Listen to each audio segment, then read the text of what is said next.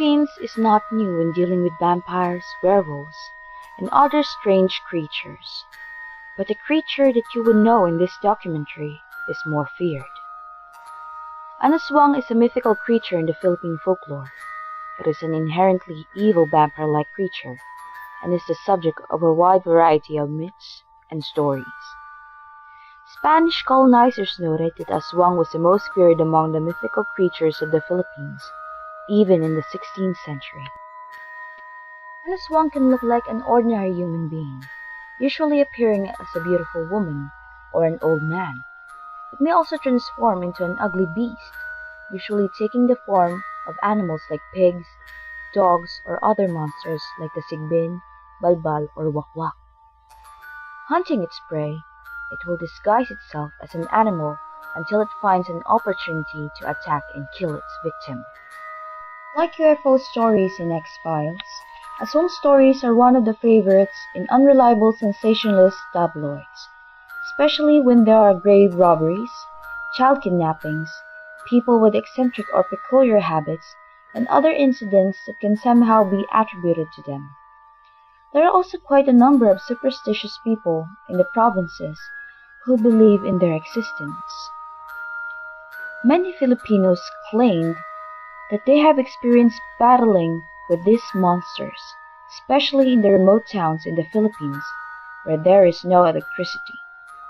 In the Philippines, they are lurking and waiting for you to be their next meal.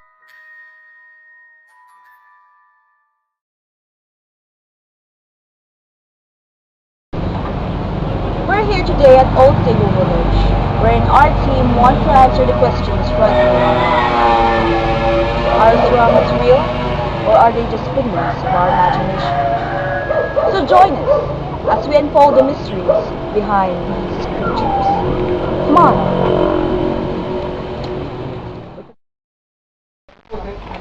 So tita, ano po? Totoo po ba yung aswang? Totoo yun. Naniniwala ko doon. Paano niyo po nasabing totoo po yung aswang? 2 times na akong naka-experience na nakakita ng aswang. Opo. Siguro way back 1976. Opo. 76 siguro, mga ano ako noon, mga grade 5, grade 6. Opo. Bata pa ako noon. Ang kwento ko noon kasi, ang bahay namin sa Kanlubang, kubo pa. Opo. Ang dekoran noon, nasa tabing ilog. Kita Opo. ang ilog. Doon, malimit ako makakita ng isang beses na ako kasi ang ugali namin magkakapatid. Opo. Parang dito, naghuhugas kami ng pinggan. Opo. Ako nakatoka sa panggabi. Opo. Magkapatid. Ayun, yung ano namin, yung aming kusinaan, nakaharap sa ilog yun. Opo. At may ilaw kaming nakasindi. Opo. Na pag binuksan mo yung pinto, kita mo na yung ilog. Saka meron kami doong puno na saging, 3 saging. Mhm. Isang gabi, siguro mga alas 8 ng gabi, iihi ako sa, yung gusto kong dumingil sa likod sa namin. Opo. Hindi ko akalain na pagbukas ko, nabungaran ko yung aswang o manananggal. Opo. Na ang hitsura niya panike na mukhang aso. Mukhang Opo. aso. Talagang nangilabot ako noon. Dirmong kaharap ko siguro mga ilang metro lang ang layo Layo no, po. siguro mga 3 metro lang ang layo mula sa akin. Opo. Kitang-kita ko ang mukha. Bigla siyang nung makita ko, bigla siyang lumipad. Na Opo. ang lipad niya talaga yung mga saging sa amin sa saka yung mga punong maliliit talagang sa hangin ng dala ng kanyang pakpak nagwasiwas ng mga Wasiwas po. Kaya yun, naniniwala ko doon.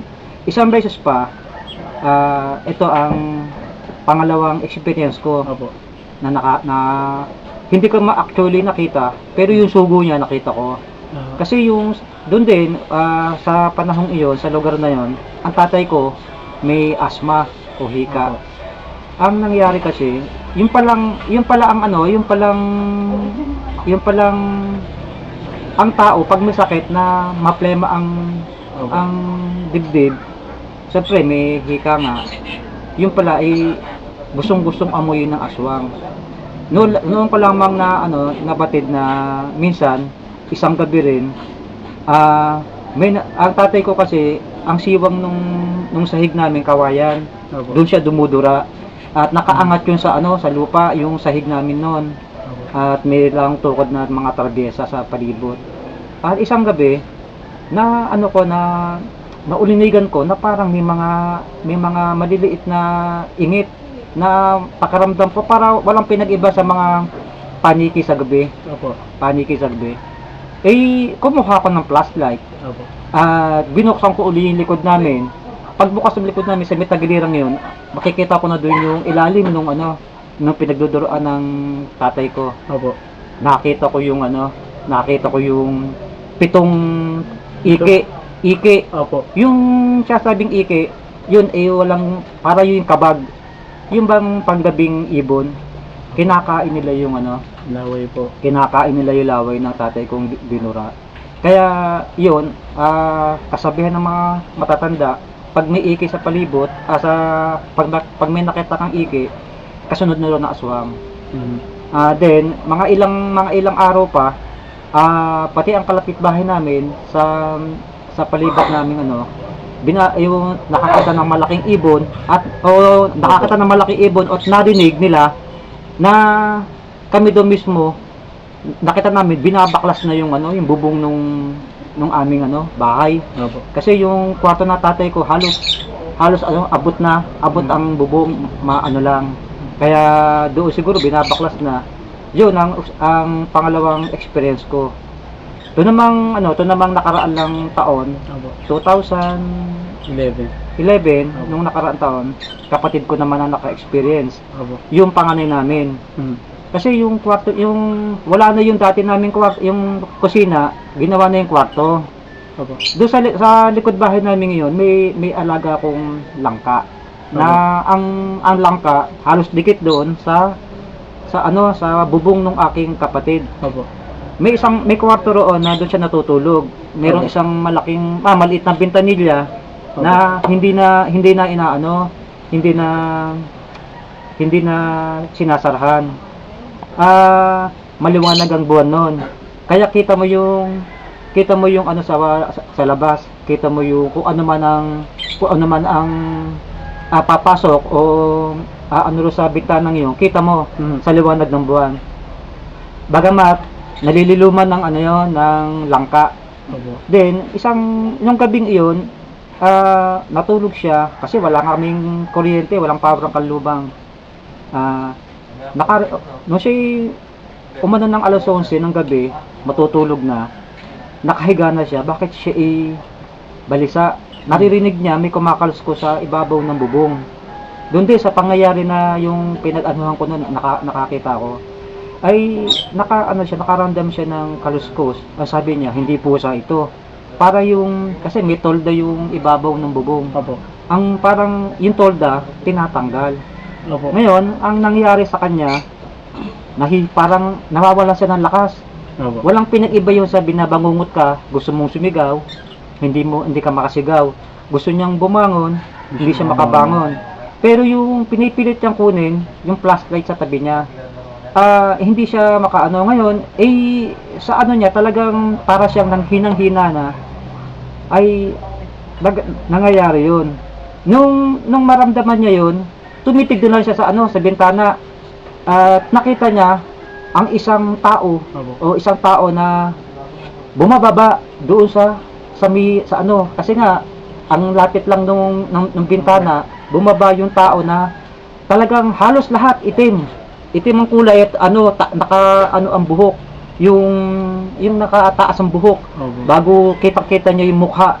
Kasi nung bumabang iyon, inantay niya lamang na sa kanya. Nagpunta yung taong yun sa may bintana, sumilip. Kita niya yung mukha na talagang nanlilisik ang mata, pulang-pula. Inaabot siyang pilit.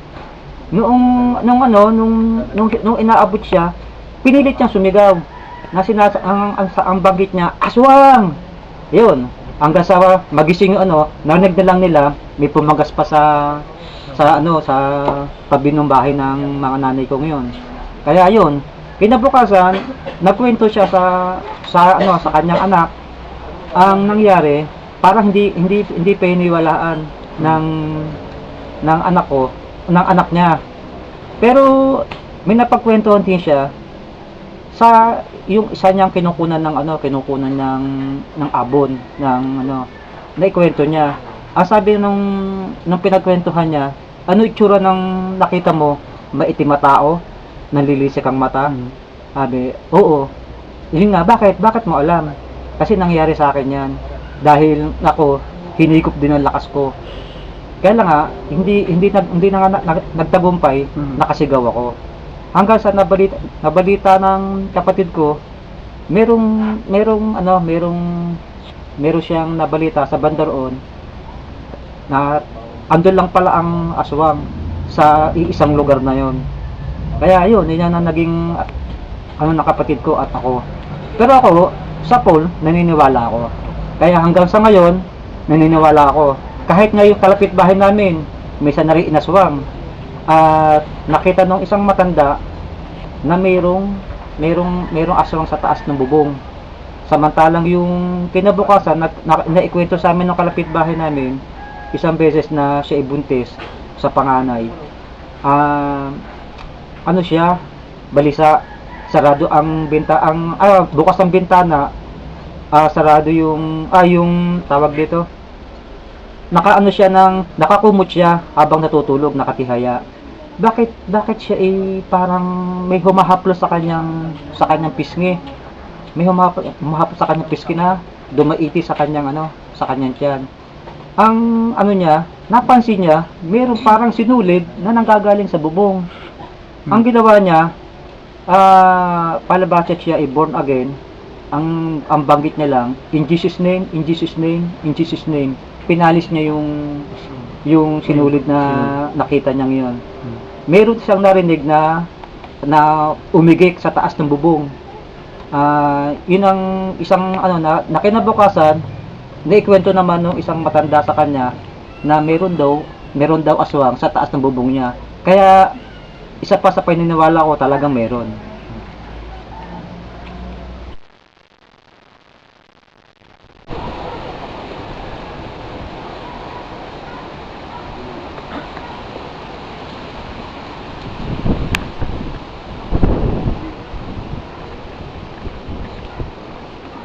So yung nakita nating bubungan kanina, doon daw yung nakita aktong aswang.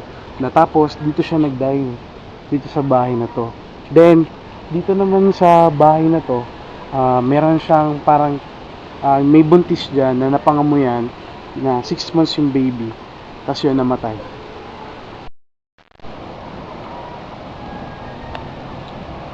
So, earlier, Manong mentioned that they live by the river. So this is the actual river where they lived before.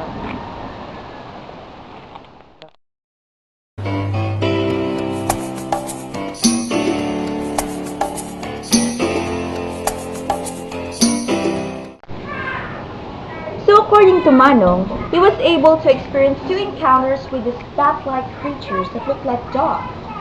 And he also mentioned that these animals could shapeshift into either a cat, a pig, or another dog.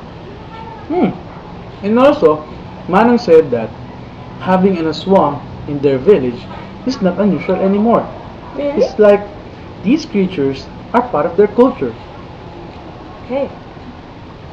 I also recall that he also mentioned that there are signs for us to know whether a person is an aswang. First, a person is an aswang if he has crimson eyes. Next. Next, he stares like a predator ready to kill. Okay. What? Nothing. Third, he doesn't usually go outside during the day. Fourth, he uses a different kind of oil called lana. Don't know that. Really? Yeah. Are you sure? I'm not an aswang. Are you sure? Of course. Anyway, Mhm. Last but not least, Mhm. an aswang has no indention in his upper lip.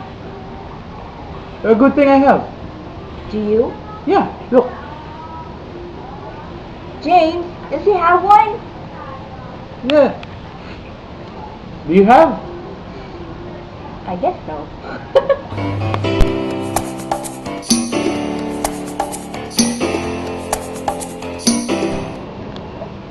Hi, I'm Arby, And I'm James. and we're here today to teach you the 6 tips on how to prevent being attacked by an aswang. Tip number 1. Tell the aswang that you know him.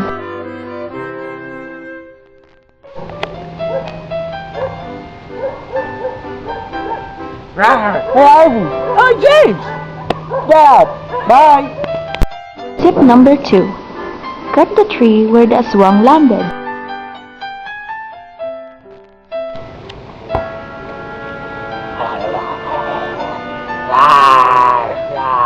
Shoot. Shoot.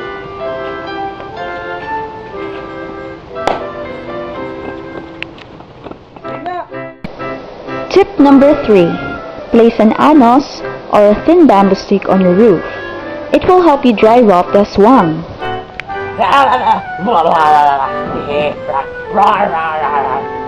Shoot. Shoot.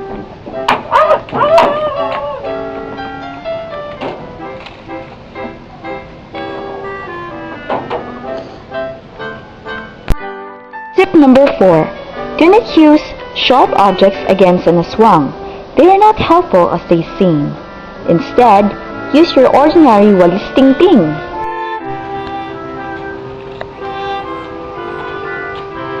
Get away.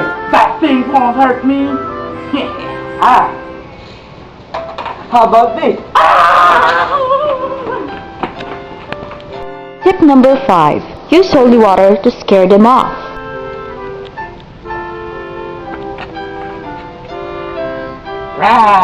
You again? Ah. Yes, one. Tip number 6. The ever-classic garlic is most effective.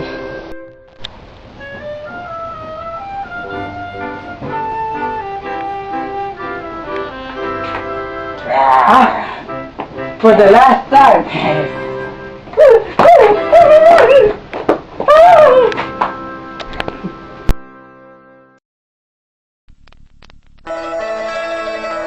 Aswang stories and definitions vary greatly from region to region and person to person.